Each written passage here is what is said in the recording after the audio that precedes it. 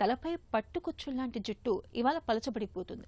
నిస్సారమైన ఆహారం, నిత్యం అంతులేని ఒత్తిళ్లు, ఆందోళనలు నేడు సిరుల కుదుళ్లను పెకిలిస్తున్నాయి. 25 వయసుకే ఇవాళ మనలో చాలా మందికి జుట్టు రాలడం మొదలైపోతుంది. 3 వయసు నిండకుండానే కొంతమందికి బట్టతల ఛాయలు కనిపిస్తున్నాయి. అసలు జుట్టు ఎందుకు రాలిపోతుంది? జుట్టు రాలడాన్ని అరికట్టలేమా? జుట్టు సంరక్షణ కోసం ఏం చేయాలి? జీవనశైలి, అలవాట్లు, ఆహారం, సబ్బులు, షాంపులు ఇత్యాది విషయాల్లో ఎలాంటి జాగ్రత్తలు తీసుకోవాలి? బట్టతల మొదలైపోతే మన ముందున్న పరిష్కార మార్గాలేంటి? ఆసక్తికరమైన ఈ విషయాల గురించి డాక్టర్ని అడిగి ఇప్పుడు తెలుసుకుందాం.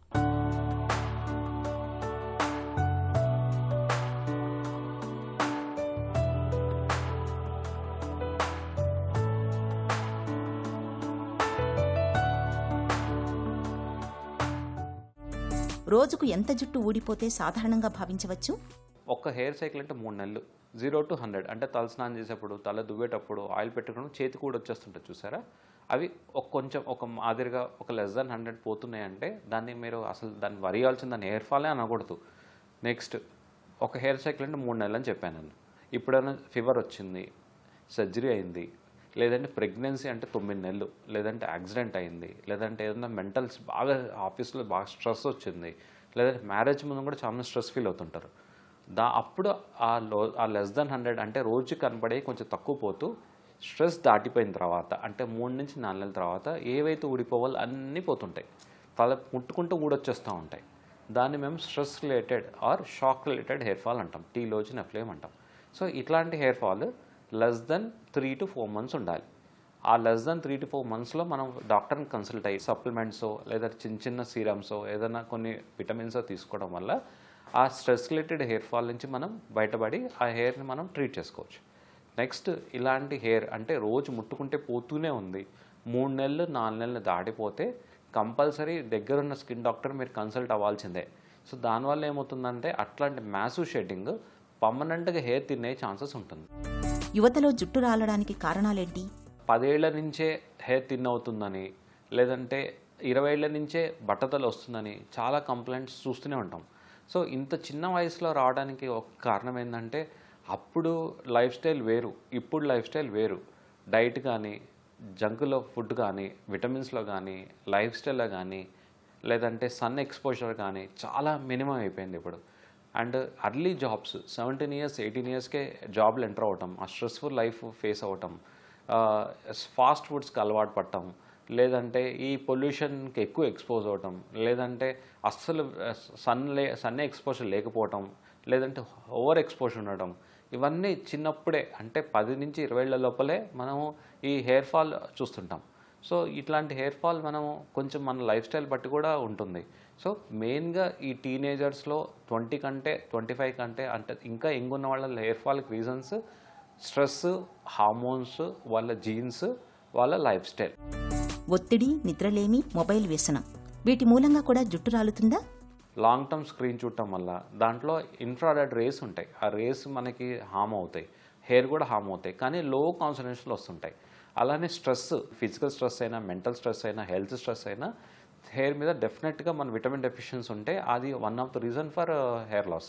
అలానే ఈ లైఫ్ స్టైల్, ఎక్కువ ఫిజికల్ యాక్టివిటీ లేకపోవటం, దానివల్ల ఏమవుతుందంటే ఎనర్జీ మనం తీసుకునే ఫుడ్ కానీ లేదంటే విటమిన్స్ కానీ అవి కన్వర్ట్ కాకుండా జస్ట్ బాడీకి కావాల్సిన ఎనర్జీ వస్తుంది, వాటి నుంచి వచ్చే విటమిన్స్ అబ్జర్వ్ చేసుకోలేక హెయిర్కి ఆ విటమిన్స్ అందక long term hair thinning and hair ఫాల్లో కన్వర్ట్ అవుతుంది. అది షాంపూలు మార్చడం, కెమికల్ చికిత్సల మూలంగా జుట్టు కుదుళ్లు దెబ్బతింటాయా? ఎంత నురుగు వస్తే అంత కెమికల్ అని అర్థం. సో మీరు షాంపూస్ అని ప్రిఫర్ చేయాలనుకుంటే మరీ ఒక ప్రీమియం కాకుండా, మరీ 1-2 రూపీస్ కాకుండా కొంచెం నురుగు తక్కువ వచ్చే షాంపూస్, కొంచెం ఎక్కువ కలర్ లేని షాంపూస్, స్మెల్ లేని షాంపూస్ మీరు పర్చేస్ చేసుకోవడం వల్ల అట్లీస్ట్ హెయిర్కి మనం స్ట్రాంగ్ కెమికల్స్ ఇవ్వట్లేదు. యాంటీ డాండ్రఫ్ షాంపూస్ అయినా, యాంటీబయాటిక్ షాంపూస్ అయినా, ఈ షాంపూస్ వారానికి ఒక్కసారి కానీ, స్టెరాయిడ్ షాంపూస్ అయినా వారానికి 2-3 సార్లు కంటే ఎక్కువ వాడకూడదు. ఏదైనా చిన్నపిల్లల షాంపూ వాడుకోమంటున్నాం. చిన్నపిల్లల షాంపూ అనేది ఎందుకు? వాటిలో కెమికల్స్ తక్కువ, న్యాచురల్గా తక్కువ ఉంటాయి. సో మీరు డే టు డే వాడాలనుకుంటే మంచిదే, కానీ నురుగు తక్కువ వచ్చే ఏదన్నా కిడ్స్ షాంపూ, చిన్నపిల్లల షాంపూ తెచ్చి వాడుకోండి, ఎటువంటి హామ్ లేదు. జుట్టు రాలడానికి విటమిన్ల లోపాలు, థైరాయిడ్, హార్మోనల్ సమస్యలు ఎంతవరకు కారణంగా ఉంటాయి? మగవాళ్లలో ప్యూబర్టీ రీచ్ అయిన తర్వాత వాళ్ళ ఫాదర్ జీనో, వాళ్ళ తాతగారి జీనో, వాళ్ళ మేనమామ జీనో, ఆ జెనెటిక్ ఇన్ఫ్లుయెన్స్ తోటి సైడ్స్కి తినడం స్టార్ట్ అవుతుంటుంది. అలాంటి జీనే ఫీమేల్స్లో కూడా ఇన్ఫ్లుయెన్స్ ఉంటుంది. వాళ్ళలో ఫీమేల్ ప్యాటర్న్ అలపీషియా అంటాం. థైరాయిడ్ అనే హార్మోన్ ఫీమేల్స్లో ఎక్కువ అబ్నార్మల్ ఉంటుంది వెన్ కంపేర్ టు మేల్స్లో కూడా ఉంటుంది, ఉండదు కాదు, కానీ ఎక్కువగా ఫీమేల్స్లో చూస్తుంటాం. ఈస్ట్రోజన్ హార్మోన్ అని, ప్రొలాక్టిన్ హార్మోన్ అని, టెస్టోస్టెరాన్ అని, లేదంటే ఇంకొంచెం హార్మోన్స్ ఉంటాయి, ఈ ఇన్సులిన్స్ కానీ, ఈ హార్మోన్స్ అన్ని ఇర్రెగ్యులర్ అవటం వల్ల ఆ ఎఫెక్ట్ ఏ హార్మోన్ ఇర్రెగ్యులర్ అయినా కానీ మేల్ హార్మోన్ టెస్టోస్టెరాన్ హార్మోన్లో కన్వర్ట్ అవుతాయి అన్నమాట అవి లోపల బాడీలో. ఆ హార్మోన్ వెళ్ళి హెయిర్ థిన్నింగ్కి, హెయిర్ ఫాల్కి ఒక రీజన్ అంటాం. వైటమిన్ డెఫిషియన్సీలో ఈ ఎండకి మనము ఎక్స్పోజ్ అయినా డ్రై స్కిన్ ఉండటం వల్ల, లేదా కరెక్ట్గా సన్ ఎక్స్పోజర్ లేకపోవటం, వైటమిన్ డి డెఫిషియన్సీ చాలా common reason for hair loss. అలానే ఆడవాళ్ళలో ఐరన్ డెఫిషియన్సీ, రక్తహీనత, ఎందుకంటే వాళ్ళకి న్యాచురల్ మెన్స్ట్రువల్ సైకిల్ తోటి లాస్ అయ్యేది కరెక్ట్గా డైట్లో అది రీప్లేస్ కాకపోతే లాంగ్ టర్మ్ డెఫినెట్లీగా హెయిర్ మీద ఎఫెక్ట్ పడుతుంటుంది. కాల్షియం డెఫిషియన్సీ కానీ, జింక్ డెఫిషియన్సీ కానీ, ఒమేగా డెఫిషియన్సీ కానీ, మనం తీసుకునే ప్రోటీన్ లోపం వల్ల కూడా సో హెయిర్, స్కిన్ రెండు డ్యామేజ్ అయ్యి అవి థిన్నింగ్ అవటం స్టార్ట్ అవుతుంది. జుట్టు రాలడాన్ని ఎలా అరికట్టాలి? ఎలాంటి జాగ్రత్తలు తీసుకోవాలి? ఇప్పుడు హెయిర్ ఫాల్ అవుతుందంటే మనం 3 నుంచి 4 నెలల కింద మన లైఫ్ మనం చెక్ చేసుకోవాలి. 3 to 4 monthsలో ముందు చెప్పినట్టు హెయిర్ ఫాల్ కంట్రోల్గా ఉంటే దానికి మనం చిన్న విటమిన్స్, అంటే ఇప్పుడు మీరు ఎగ్టేరియన్ అనుకోండి, బాయిల్డ్ ఎగ్ అనేది యూనివర్సల్ విటమిన్, దానికి మించిన విటమిన్ లేదు.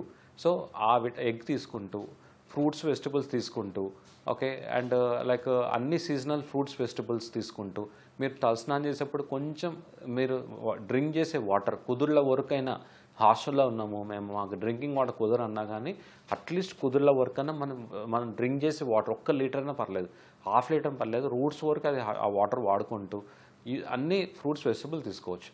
3 నెలలు దాటింది, 4 నెలలు దాటింది, నాకు హెయిర్ ఫాల్ ఇంకా కంట్రోల్ అవ్వట్లేదు, అప్పుడు డాక్టర్ కన్సల్ట్ అయ్యి సీరమ్స్ కానీ, విటమిన్స్ కానీ, న్యూట్రిషన్స్ కానీ, లేదంటే ఏదన్నా ఇంప్రాపర్ విటమిన్స్ ఏమన్నా హార్మోనల్ ఇంబ్యాలెన్స్ చెక్ చేసుకోవడం, లేదంటే విటమిన్ డెఫిషియన్సీలో B12 విటమిన్ 1 చెక్ చేసుకోవచ్చు, ఐరన్ చెక్ చేసుకోవచ్చు, కాల్షియం చెక్ చేసుకోవచ్చు, వైటమిన్ డి డెఫిషియన్సీ చెక్ చేసుకోవచ్చు, అలా జింక్ డెఫిషియన్సీ చెక్ చేసుకోవచ్చు. బాగా డెఫిషియన్సీ ఉంటే సిరప్సో, టాబ్లెట్సో, ఇంజెక్షన్సో లేదా డైటో తీసుకోండి. మన ఫౌండేషన్ బిల్డ్ చేసుకుంటే 3 to 4 months తర్వాత ఆ హెయిర్ ఫాల్ రిఫ్లెక్ట్ అవుతుంది. 2 months అయిపోయింది, 3 months అయిపోయింది, natural diet, fruits, vegetables, nutrition, మన ప్రిస్క్రిప్షన్తో కూడా హెయిర్ ఫాల్ కంట్రోల్ కాలేదు అనుకుంటే అప్పుడు పిఆర్పి లేదంటే మీజోథెరపీ అంటే ప్లాంట్ ఎక్స్ట్రాక్ట్స్ వస్తాయి, అవి తీసుకోవడము. కంపల్సరీ ఒక స్కిన్ డాక్టర్ దగ్గరే తీసుకోవాలి. అందరు డాక్టర్లు స్కిన్ హెయిర్ డాక్టర్లు కాదు. సో ఒక సైకిల్ లేదంటే మ్యాక్సిమం 2 cyclesలో ఇంప్రూవ్మెంట్ లేని వాళ్ళు పిఆర్పీలు చూసాం ఏ డాక్టర్ చుట్టూ తిరగకండి, ఎందుకంటే అది మీకు హెల్ప్ కావట్లేదు. Products, life style and diet వాడుకుంటూ, లేదు బాగాలేకపోతే ట్రాన్స్ప్లాంటేషన్ ఎలా లేదా మీరు డెసిషన్ తీసుకొని ఆ హెయిర్ని ట్రీట్మెంట్ తీసుకోవడం వల్ల ఏమవుతుందంటే ఉన్న హెయిర్ కాపాడుకొని ఉన్నవి త్వరగా పోకుండా చూసుకోవచ్చు. జుట్టు పలచబడడానికి పోషకాల లేమితో పాటు హార్మోన్ల చిక్కులు, ఇతరత్ర జబ్బులు, ఒత్తిడి, ఆందోళన వంటి మానసిక చికాకులు ఇవన్నీ కారణాలే. వీటిని చక్కదిద్దుకుంటే జుట్టు రాలడాన్ని మనం చాలా వరకు నివారించుకోవచ్చు. ఇక ఇప్పటికే బట్టతల మొదలైపోయినా, బట్టతల ఛాయలు కనిపిస్తున్నా హెయిర్ ట్రాన్స్ప్లాంటేషన్కి వెళ్లడం అన్ని విధాలా మేలు.